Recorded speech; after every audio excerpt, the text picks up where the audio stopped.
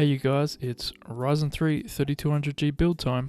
I've been keen on exploring a build around the 3200G ever since it was released, mainly because of AMD's Vega 8 and their onboard GPU.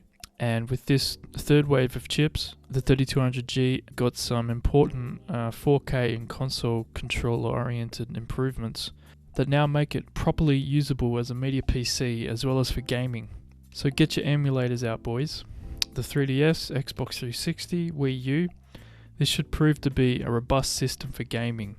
The 3200G is a value beast at the moment for buying brand new. Paired with a used GPU, which you should be able to find one quite cheap right now, you're looking at a value wombo combo when combined with the 3200G. RAM's cheap, SSDs are cheap. It's a great time to get out there and get a gaming system. Keep in mind that the 3200G is unlocked and can be overclocked. With AMD now soldering their TIMs, the CPUs have better cooling and better overclocking potential. I won't be exploring overclockability too much in this video, as all I'm wanting to do here is explore what is likely to be the most common build scenario with the 3200G chip. I will be looking to do a 3200G versus 2200G video straight after this, and I'd really like to test out the 3400G with its Vega 11 integrated GPU. My overall theme of components here is exploring the most likely use case for the 3200G, which I think is an entry-level system. I went with a brand name power supply because I like to get that part squared away nicely. The EVGA 450W BV is honestly one of the best PSUs I've come across in 2019. It has that nice quality weight to it and all black sleeve cables.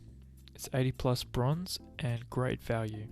For the motherboard, I wanted to go with the A320 chipset and decided on MSI's A320M Pro VDS version 2. I really dislike MSI's naming system on their budget boards, by the way. They add all sorts of abbreviations.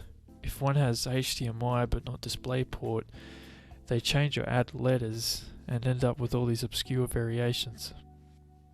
This board, despite being the version 2, did not come with out-of-the-box 3200G support. For some reason with this motherboard, MSI decided to move away from their BIOS style, the click BIOS I believe they call it, and instead opted for a bare bones BIOS, which has a much simpler layout, but it's missing the home page with the quick options for XMP and overclocking, and I assume this is because it's a beta BIOS. Nothing too fancy for the SSD, nothing fancy needed really, to be honest. Nowadays, as long as the SSD is running at 6GB a sec, then I'm happy. RAM is GeiL's Superluce 2x4 8GB kit with an XMP profile at 2400 MHz and C16 latencies. This kit is specifically designed for Ryzen. For what that's worth, the manufacturer puts a little sticker on it saying Ryzen.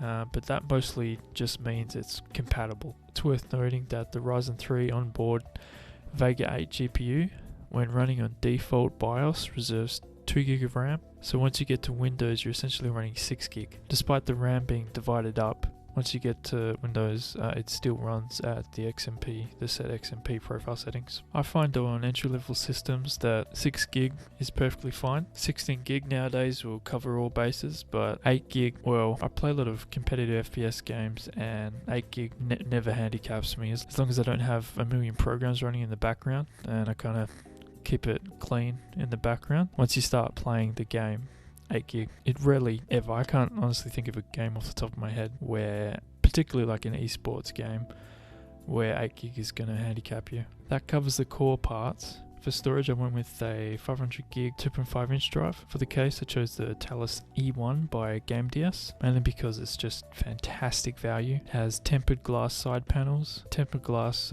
front panel, including 2 RGB front fans with its own built-in controller, which is just immense value. The thing with RGB fans is they can cost, particularly a dual RGB kit, can cost up to $30-40 with the controller. Without a controller, they're going to be costing around $15. If you want a brand name, it's going to be like $20 to $30 just for one without a controller, and then they sell the controller separate. So the fact you're getting a built-in controller which also plugs into RGB capable motherboard, and you're getting 2 of the fans, also tempered glass, is just insane value.